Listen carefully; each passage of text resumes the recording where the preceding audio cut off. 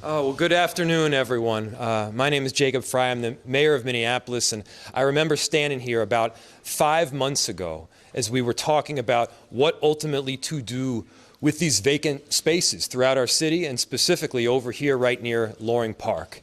And the whole concept was, how do we activate downtown and the entire city in a beautiful way? How do we make sure that we're uplifting the voices of community and make sure that the beautiful and creative people in Minneapolis have the ability to put this amazing creativity and art forward in a way that all of us can see it? And so the way I see it is we're attacking a bunch of fronts all at once. We're making sure to fill vacant space, activating the street, bringing people to the city, and simultaneously highlighting some of the most extraordinary voices that our city has to offer. 5 months later, really proud to say that that work has turned out extraordinarily well. If we could start by giving a huge round of applause to our team at Minneapolis in the Arts and Cultural Affairs Department.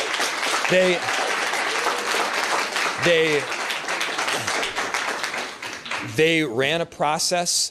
They selected the brightest and most talented people that we have in the city to fill these spaces with creativity. And the whole idea is that it's not just any creativity, it's edgy. It puts you on the edge of your seat a little bit. It challenges our perspective. It requires us to all think outside the box. And it's livening up an area. And right here at Harmon Place, we're kind of at the crossroads of a whole lot that's going on. This is from the South Side to the Walker Arts Center to the Sculpture Garden, all the way over to the Theater District, and then on Nicollet and the river.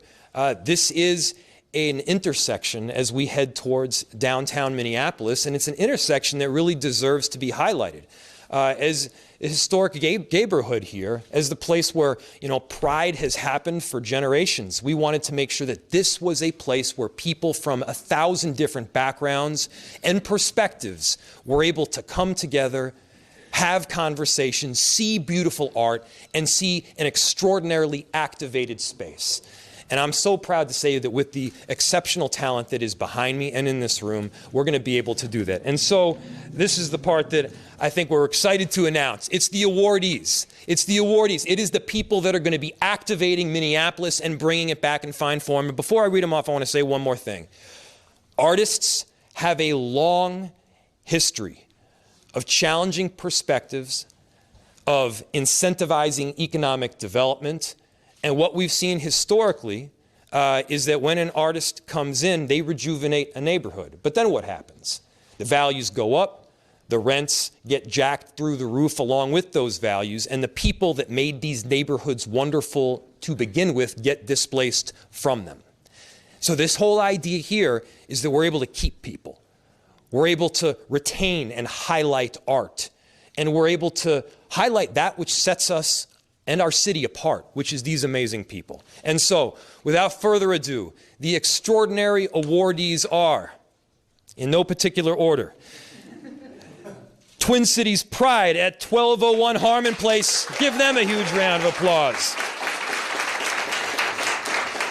So they're going to host regional pride workshops, gallery showings. We'll house the Rainbow Wardrobe, which provides gender-affirming clothing. By the way, I think for free.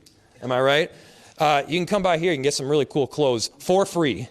Flavor World at 1218 Harmon Place, which is this amazing print shop hosting a gallery space, artist exhibitions, retail pop-ups. They're going to be incredible.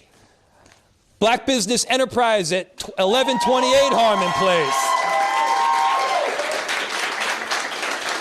They're coaching artists. They got gallery space, live music, and they've made themselves available to assist the needs of other awardees in this cohort. And I also want to acknowledge that because all of this is happening simultaneously, what I've heard is that these incredible entrepreneurs have developed these like symbiotic relationships among themselves.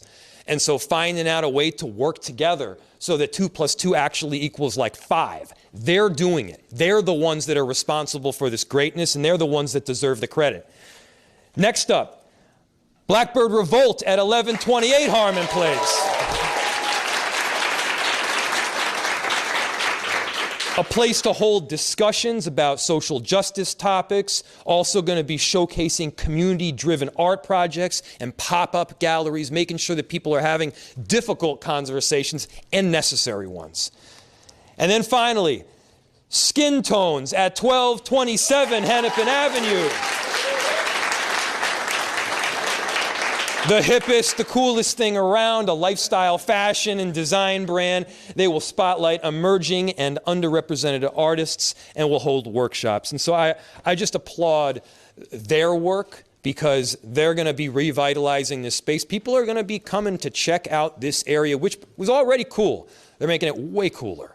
This is about bringing our city back in a different way. This is about not just getting back to the old normal, because we all know that would not be satisfactory. This is about blowing by the old normal and seeing true transformation in our city. And it's going to be because of the power and the strength of these community members behind me and in front of me. I want to, again, give a big thanks to the arts and cultural team and everything that they do to set this stuff up. Not just run the selections, but also figuring out what retail space was available. Figuring out how to work with some of the building owners, both through the ACA and also through CPED more broadly at the city. They made it happen. I'm so excited about it. And by the way, this was a tough budget this year in recommending stuff. And so, if you look at a number of different areas, there weren't significant increases, with one big exception. Art, creativity. We know that a big part of this comeback is going to be the creative class in our city. We need to be not just valuing them, not just highlighting them, but acknowledging that they are the ones that are going to really help our city see a magnificent comeback.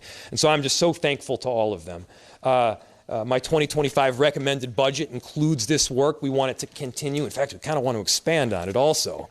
You can't do this without a big team. And so everybody at the city, everybody who's here from the community, and a big thank you to the council members, including council member Katie Cashman. We're in her ward right now, and as I invite her up, she's really enthusiastic about this work. And so if you could give her a huge round of applause. Hey everybody, my name's Katie Cashman. I have the honor of representing the 7th Ward on the Minneapolis City Council, so welcome to the 7th Ward. Woo! This neighborhood, Loring Park, is incredibly diverse, from students and young people to LGBTQIA plus community to a lot of elders and retirees, and I'm really thrilled that the whole neighborhood has gotten on board with this and is really excited to share the value of Loring Park with the rest of the city and to fill vibrant storefronts with art. I mean, these neighborhoods and these buildings have been vacant for a long time. And so I'm really happy that the city this year decided to invest in artists as a strategy to fill vibrant storefronts. I think we can all agree that it's a winning strategy and one that I'm also excited to support expanding on in the 2025 city budget. So congratulations to all the awardees, and I'm so excited to see your visions come to life. Thank you.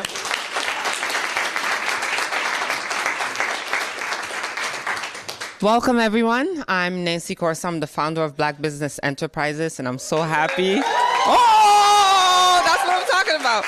I'm so happy to see all of you here. I took some notes because I really would be remiss if I forgot to thank anyone, but I want to thank my incredible team in the room who worked night and day to make this place presentable. Guys, the flooring is not done, so give us some grace. I have to thank the Arts and Culture Department. I mean, Ben Johnson, Cassie Addy, they're just a powerhouse. Mayor Frey, thank you so much for believing in us. And the incredible Councilwoman Cashman. I mean, she's literally pushing us to do better and revitalize this neighborhood, and she supports what we are doing. So thank you, Councilwoman, for all of your support. At Black Business Enterprises, we're all about creating opportunities and empowering our community. We want to make sure that you understand that art is not dead. Art is not dead. We are here to bring the neighborhood back alive, and we're going to work together, all of us, to ensure that we can create spaces for artists to really express themselves and to showcase the incredible talent that is Minneapolis.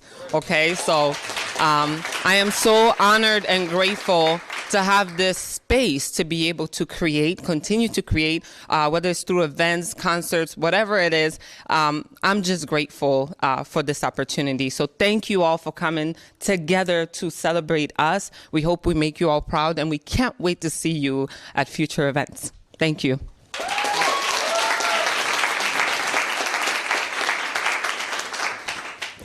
Hello all, I'm Drew Kincaid, founder and director of Flavor World. Thank you. Flavor World is a Twin Cities-based arts and entertainment company. We do a lot of things involving the community and the art scene here in the Twin Cities. We have an arts and entertainment magazine called Flavor Mag. We host intimate and large-scale events. We offer products and services for local creatives, and so much more. Love to stay busy in the art world. That's right.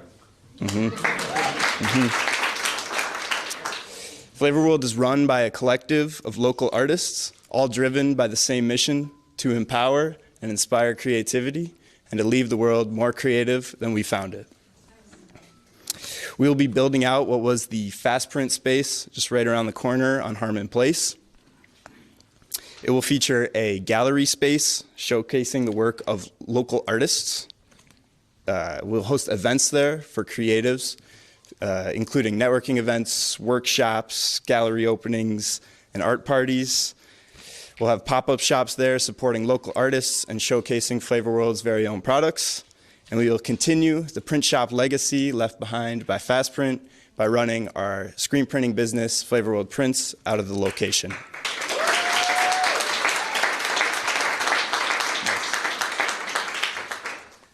This space will open many doors for us, and we are very grateful to the City of Minneapolis, the Mayor, the Department of Art and Cultural Affairs, Ben, Cassie, Addie, Councilwoman, and more. We are excited to make this a functional, creative space that we can open the doors to the public and invite in the community, create new connections, and hope see the area grow. We are certain we will bring some vibrancy, or should I say some flavor, to the streets of downtown Minneapolis. Thank you all.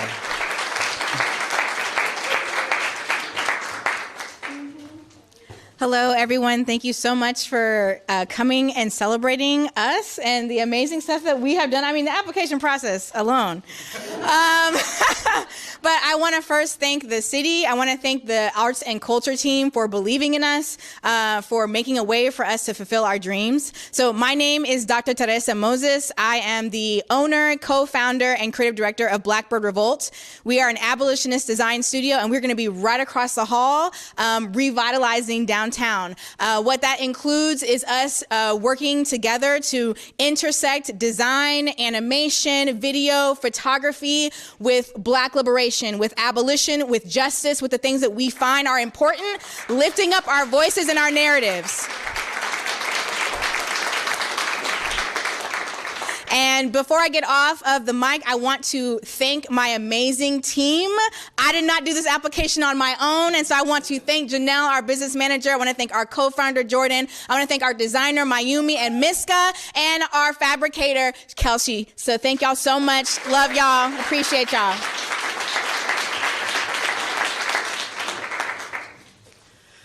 Good afternoon. My name is Andy Otto. I'm the executive director of Twin Cities Pride, and I use he, him pronouns. Twin Cities Pride has 53 years of cultural roots here in Minneapolis. Most of you know us as the organizers of the festival and the parade right here in Minneapolis. 2 years ago, we realized that the community needed more opportunities to stay connected, so we added year-round programming, like our career fair, our Rainbow Feast, our Queer Rights Book Fair, and our Artist in Residence program, and our incredibly successful Rainbow Wardrobe, to name a few. Rainbow Wardrobe alone has provided more than 1,000 clients with gender-affirming clothing, all made possible through donations free of charge.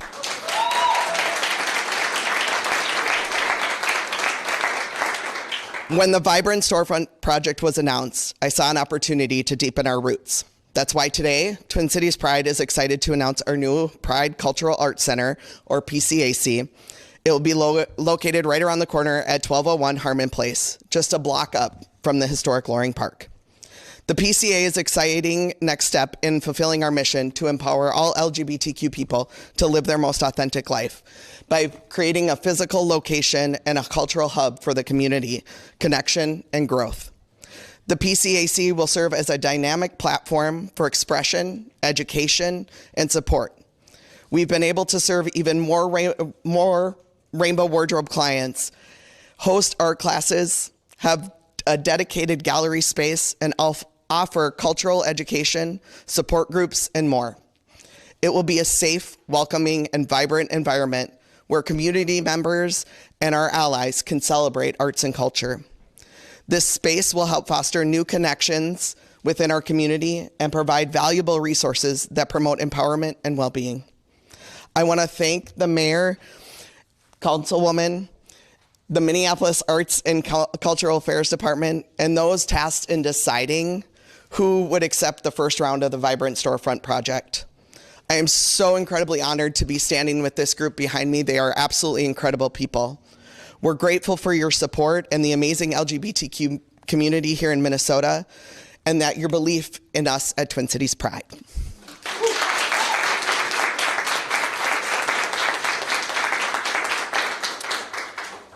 Can everyone hear me right? Okay. Hello, everybody. My name is Antoine Jenkins. I'm representing Skin Tones. I'm one of the co-founders and art director.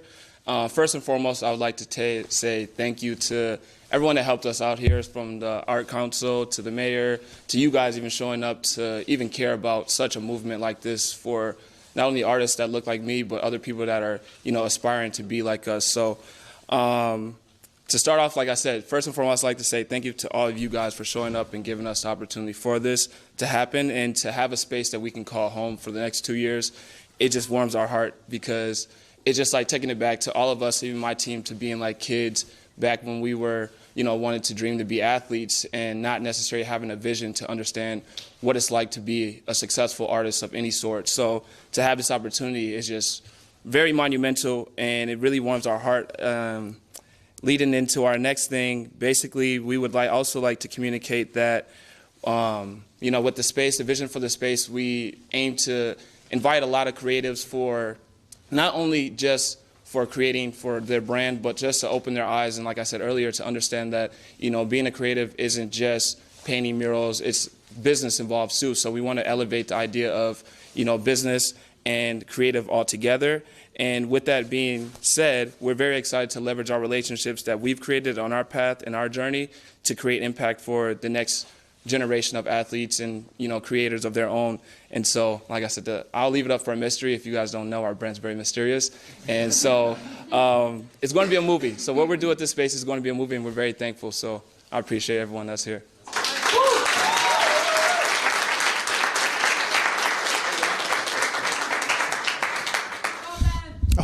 Thank you. Hi, everybody. I'm Ben Johnson. I'm the Director of Arts and Cultural Affairs for the city, and I just really want to thank everyone for coming today. Just look around and see who's here. This is amazing turnout. And I really want to thank the Harmon Place community that has embraced this. We've socialized this information at all of the apartment buildings, and everyone's so excited to see what happens here today. And so I'm looking to the power of the creatives to help transform this community. I want to thank Mayor Fry and Councilmember Cashman specifically. They've been so supportive of this initiative and the arts in general, so thank you for your support. I also really need to thank the arts and culture team, especially Cassie Garner, Eddie Gonzalez, Mina Mengel-Whitaker. This is the team that makes all of it happen, and it doesn't happen without them, so thank you so much.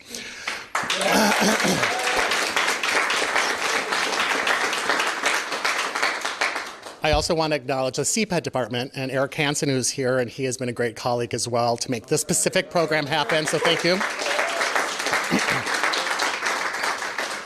We believe that we need bold, creative thinking to help our community transform.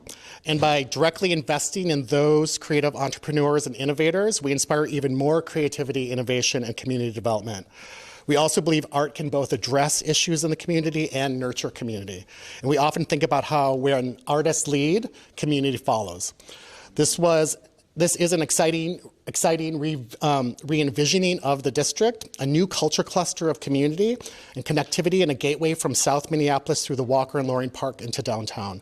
And we know that this work strengthens all of the ongoing efforts in downtown. Each of these artists you see here were selected because of their creative ambition and their creative potential, and I'm hoping this little bit of support can harness their passion and help and inspire the whole city. So thank you for being here today. The mayor will come up and ask questions. Yeah, you probably a good idea. So as you can tell, we're all incredibly excited. With that, we'll open it to any questions you might have. Awesome. Yeah, we have. How many applicants were there? There were 43 applicants, and we made 5 awards. And I will say that just to give you a sense of the interest, when we first did our open houses, there were 150 organizations that came to look for space. This program was meant to not only address the lack of vibrancy in the storefronts, but also address the affordable space crisis that are facing artists in our community. And so we're trying to combine and solve both of those through this initiative. How long were each of these storefronts vacant for? It varies, but we know that at least one of them has been vacant for over 6 years. And that's a kind of 4 to 6 years. I don't have the exact number for that, sorry, but we can get that for you.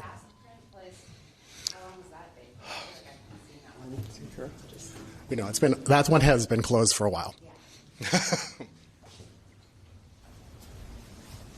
I understand that this hope is that this will be a continuing activation, not just this one benefit, but it will continue in success. Yes, the intention was that this is to be a sustainability model. So it's not a quick fix model. It's really about investing in the long-term business modeling for creatives in the city. So it begins at a minimum of 2 years with the option to renew. So then if any of these winners want to renew, then they have to resubmit, or does it turn over after 2 years? No, we just have a conversation to see where they're at with this process, and then we would automatically renew. How soon will they be moving into these storefronts? Well, 2 are moved in. Yeah.